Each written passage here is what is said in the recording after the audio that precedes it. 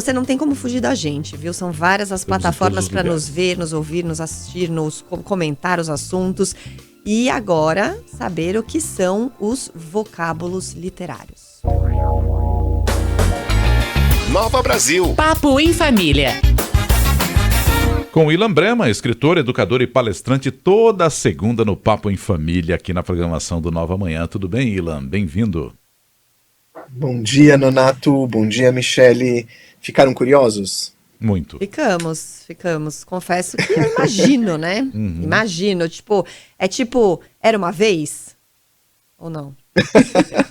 Mais ou menos. Mas vocábulos literários são expressões que a gente escuta, isso já são há décadas, eu diria há séculos, que tem a ver com histórias. Então, por exemplo, que sem história, se a gente não tiver literatura, não tiver leitura de alguns livros, de alguns clássicos, a gente vai perder esses repertórios comuns. Exemplo, quando a gente fala assim, Inês é morta, é uma expressão muito popular. Inês é morta tem a ver com Camões, os Lusíadas. Então, se a gente não faz a relação entre Camões e Lusíadas, os Lusíadas, Inês é morta se perde. Outra coisa que é um vocábulo literário, que é uma expressão ligada a uma literatura clássica, antiga, há algo de podre no reino da Dinamarca. Isso aparece em jornais, aparece em falas. O que significa isso? Está ligado a um texto, né, clássico do Shakespeare, que é Hamlet. Então, se você não sabe que Shakespeare, Hamlet e essa expressão, elas têm uma correlação, aos poucos isso vai se perdendo, a noção e o sentido. Então eu queria trazer no Papo em Família alguns vocábulos literários. Hoje eu vou falar de um, que tem uma história muito interessante, muito bonita atrás, que vocês já viram falar também, tem a ver com uma expressão que fala, isso é o pomo da discórdia. O que é o pomo da discórdia? Tem a ver com uma história clássica, antiga, grega, sempre os gregos. Como que é essa história? Rapidinho, olha que interessante de onde nasce essa expressão, o pomo da discórdia. Há muito e muito tempo, num casamento que foi marcado entre Tétis, que era uma deusa, e Peleu, um mortal, se preparou um banquete, uma festona, daquela festança imensa, linda, maravilhosa. Todo mundo recebeu convite no Olimpo, todo mundo, para a festa. Todo mundo recebeu, menos uma deusa, a deusa da discórdia. Porque ninguém quer discórdia num casamento, ninguém. Eris, a deusa da discórdia, não recebeu o convite. Só que a galera é muito fofoqueira lá no Olimpo e chegou essa informação que ela não tinha sido convidada. Ela se deu conta, então, foi conferível que era verdade, e como ela era a deusa da discórdia, ficou muito furiosa e falou, vou colocar lá a discórdia no meio dessa festa de casamento.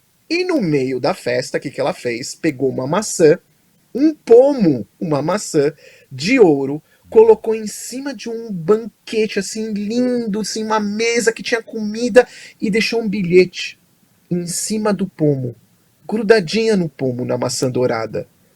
A mais bela, ou seja, aquela maçã pertencia à mulher mais bela do Olimpo, a deusa mais linda, e começou uma brigalhada, e uma briga entre as mulheres, as deusas, e brigavam, as fraquinhas iam perdendo, e sobraram as 3 deusas mais fortes do Olimpo, que era a deusa ciumenta, casamenteira, era a mulher de Zeus, sobrou também mais uma deusa, a deusa da justiça, Palas Atena, que tinha saído da cabeça de Zeus, filha de Zeus, prontinha com armadura e tudo. E sobrou a terceira deusa, a deusa do amor, Afrodite, que nasceu da espuma do mar. Afros. Elas brigavam, empate. Brigavam, empate. Chamaram então Zeus e disseram, Zeus, de quem é este pomo dourado, essa maçã dourada, quem é a mais bela? Zeus, que não era bobo, se meter em briga de mulher, falou, eu que não. E ele chamou um mortal, chamado Paris, um príncipe, que tem uma história também muito interessante. Disse, Paris, vem aqui pro Olimpo. Falou, por quê? Vem aqui, era Zeus, ele foi. Escolha de quem é essa maçã. Mas como assim, né? Me tira dessa. Não, se você não escolher, você morre. Então ele olhou aquela maçã, olhou para as 3 deusas, e começou um processo muito interessante e antigo. A tentativa de suborno. Hera chegou no ouvido de Paris e disse: Paris, se você me escolher, me der essa maçã, você será o homem mais poderoso da face da terra. Ele parou, pensou e não disse nada. Veio então Palas Atena, deusa da justiça, e disse no ouvidinho dele: se você me escolher, me der essa maçã, você será o homem mais sábio da face da terra.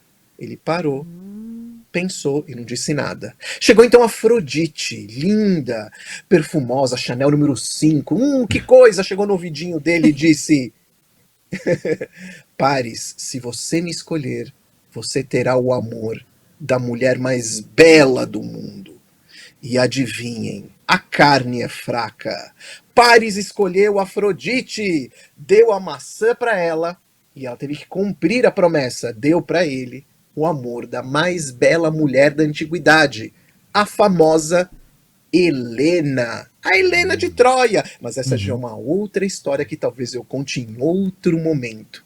Portanto, quando aparecer na sua vida, aí ouvinte, a expressão o pomo da discórdia. Você pode chegar numa reunião familiar, ou você que está me ouvindo, criança, aí de 9, 10, 11 anos, assim, nossa, eu sei de onde veio essa expressão, o pomo da discórdia. E dá-lhe história.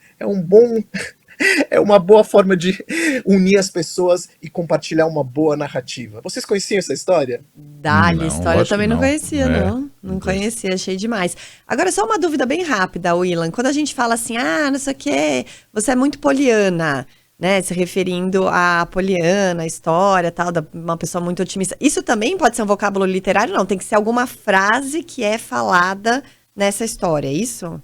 Não, pode ser também. Poliana também pode ser.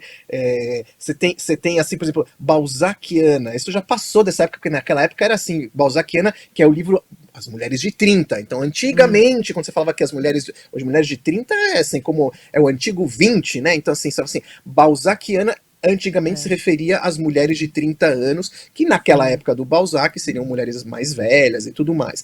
Então, assim, você tem sim títulos também de personagens que se referem. Tudo que tem a ver com literatura e faz uma referência a expressões cotidianas, sim, são tão ligados. Por exemplo, o calcanhar de Aquiles. O calcanhar de Aquiles. Tem a ver, um dia eu conto aqui no Papo em Família da onde veio, como funciona o calcanhar de Aquiles. Por que o calcanhar de Aquiles é tão complicado? O nosso ponto fraco. Tem uma história que está ligada, aliás, com a Tétis, com o Peleu. Tem uma ligação. E tem a ver com a Helena também, né? De Troia, não é isso? Tá tudo interligado. Também tem a ver com a Helena. Tudo interligado. E tem coisas que não tem a ver. Tem coisas da antiga Grécia também que não tinham a ver com essa história do Troia, mas que também são grandes vocábulos literários. Quando você fala quimera, isso é uma quimera, né? Assim, um monstro de 7 cabeças. Gente, olha que louco. Você olha assim, a inflação. É um monstro de 7 cabeças. Tá ligado a Hércules. Que aliás, a gente podia ficar horas, mas Hércules, na verdade, isso é uma outra conversa. Hércules, na verdade, chamava, sabe qual era o nome real do Hércules? Alcides. Ô, louco. Um dia eu conto porque o Alcides mudou. Eu não tô inventando. Alcides depois mudou para Hércules, mas isso é uma outra conversa nossa do Papo em Família. Então, olha, eu queria encerrar nosso papo, senão vai ficar aqui o dia inteiro, nosso Papo em Família, com uma música que está ligada à antiga Grécia, uma música que está ligada à história do pomo da discórdia, das deusas, que é uma música linda. E antes de pôr a música, eu já deixo aqui o meu Instagram para a gente continuar essa conversa. Quem quiser ir trocar histórias, que é o @ilan.brenman. E vamos para Chico Buarque, então. E Denise.